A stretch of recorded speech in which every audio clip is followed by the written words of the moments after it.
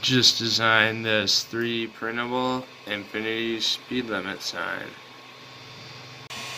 3D printing it out right now. Switching the filament.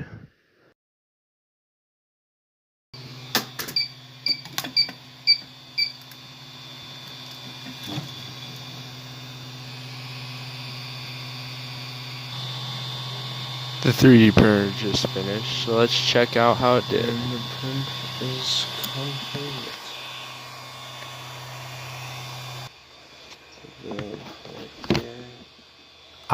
My favorite part, popping the print off. If you want to download this yourself, the STL will be in the description.